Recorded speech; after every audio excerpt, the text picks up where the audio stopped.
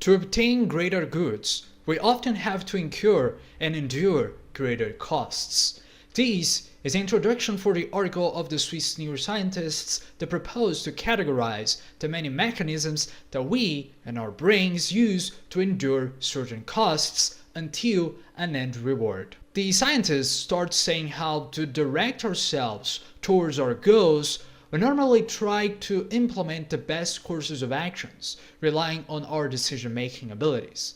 Using these, we often prefer to balance between the best costs that we perceive that we can afford to the best benefits that we can take with them. Although many times, following the paths with the least possible costs can often lead us to smaller benefits as well, in comparison to other paths. With this theory, they propose 3 different neuroscientific ways to accept costs and the capacity to endure them in order to get greater rewards in our lives as well. But before doing that, they try to explain 4 different brain regions that are normally correlated in decision making.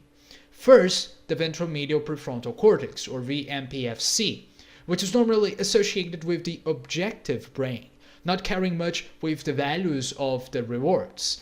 If the costs are high, whatever. If the rewards are high, he doesn't care as well. All he does is try to compute or identify the costs and rewards as neutral tools, let's say. So he just tried to analyze them, so other brain regions could process and infer the values of whether following them is a good decision or not.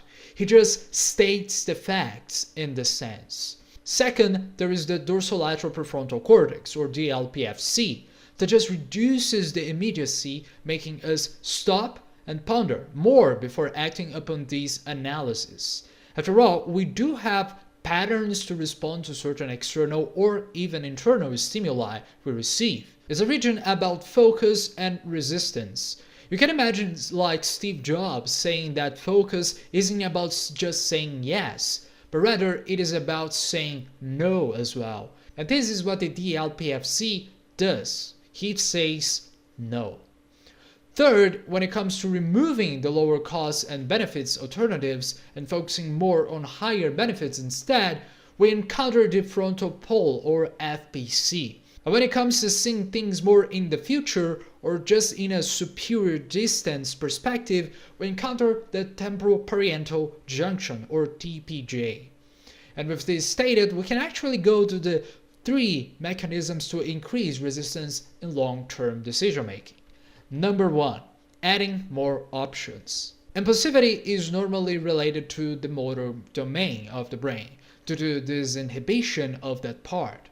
That is, if you see something that seems to be a reward, not only a distraction like a video game, food, and so on, but even like the first option you see in front of you, like a very beautiful or handsome partner in potential, or the first buying option, and so on.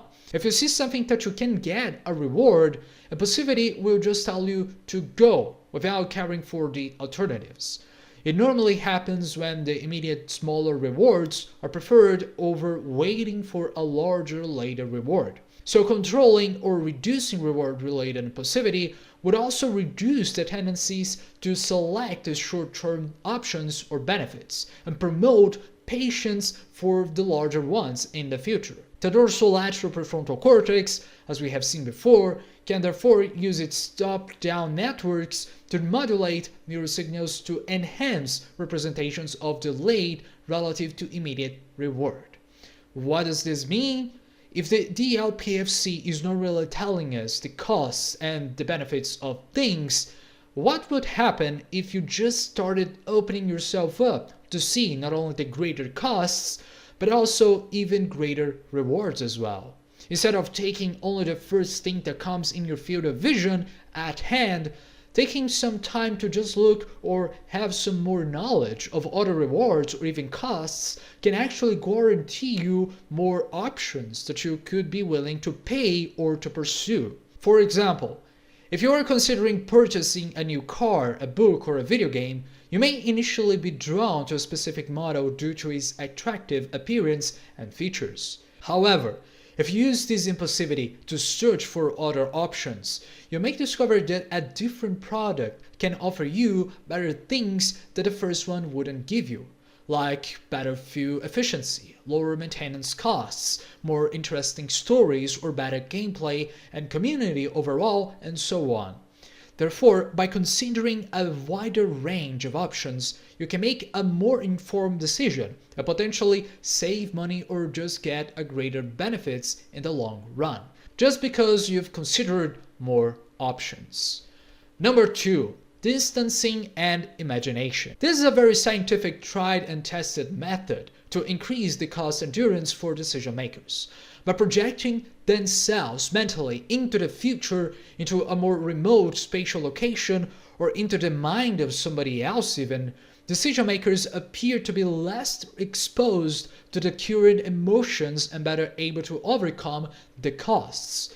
The ability to imagine future events includes the ability to imagine rewards more generally as well, which is associated with the increased willingness to endure delay costs. The prefrontal cortex is generally known for being activated and to turn off or at least not care for the inferior parts of the brain, such as the emotional and sensorial motor regions, when it is focused, like during meditation, mentalization, or distancing activities. That is, looking forward to the future can sometimes make you not care or even ignore the present and the present results you are having right now. The temporoparietal junction is another brain region responsible for that, because when disrupting this region with magnetic stimulation, people also reduce their willingness to wait and be more generous, which makes us and the authors of the article discern about how much caring for other people is actually a very good method of looking for the future as well, and therefore to endure the costs for greater rewards. Something very similar that Jordan Peterson tends to say when he states that caring for other people is also caring for the future, as you can watch later in the video I made about him. Therefore, we can add these to the tip number 3, helping others. Doing this can actually promote 3 different things, beyond turning on those areas related to distancing. In a similar and correlated way, sharing or giving things to others, being more empathetic, altruistic, and so on, also activate the areas related to the theory of mind, which is the ability to infer and to understand other people's mental states to predict their behaviors. And with this, start using parts of your brain that are related to the future because of that, predicting other person's reactions, your own self, and so on. Plus, it can also promote oxytocin, the hormone of affiliation, which reduces cortisol, the hormone of stress, making you caring less to the detriments that can happen to you, that is, the costs. After all, if you give something to another person, you can actually give a part of yourself in the evolutionary psychology view. So even if you lose, you will gain something because you give a part of yourself to another person. And with this, you're kind of infected or lived in her because of that. But here is the thing. Women, more than men, tend to experience these more often. So if you're a man, you may need to force yourself more or to get more motivation before being able to do this. But this is a story for another video. For now, we can even add an extra tip, which is predetermination. This is an ability related to the FBC, which is very useful when it comes to deal with the surface of many different alternatives that we can perceive. Even though the first tip was about expanding your field of choices, this is about setting previously what benefits or costs you would like to take. And even when alternatives are presented to you, you will not falter. Because it relies on the premise that one of the things that makes us fail, give up, or to stop seeking the things we want is exactly that different alternatives can appear to us, therefore leading us to forget that which we have chosen beforehand. But when you decide upon previously, say that you will not falter, this can actually help you to reduce the opening of new possibilities and keep striving towards the end result you previously wanted. The Japanese book Hagakure talks about exactly this. Delving on the philosophy of the samurai, it says how much previous decisions can help us to not only ignore the negative things that can appear in front of us, like an obstacle or our own thoughts, but also how this determination of the mind can be decisive when the opportunity to take what we want appears in front of us. I've also covered this book here on the channel if you want to take a look. Finally, this article actually gives way more information than these I've presented here, but I've also added some new information that are not present on it. So if you want to take a look and discover many other correlations the brain does to calculate effort, risks, costs, rewards, and so on, you can actually check the references below. If you are interested in a more direct approach or even subjective analysis of how you can better deal with long-term decision making, you can also check the description for a link in which you can book a session with me so we can look more into that. For now, you can like, subscribe, write a comment on how you yourself deal with long-term decision making, and see you next time. Goodbye.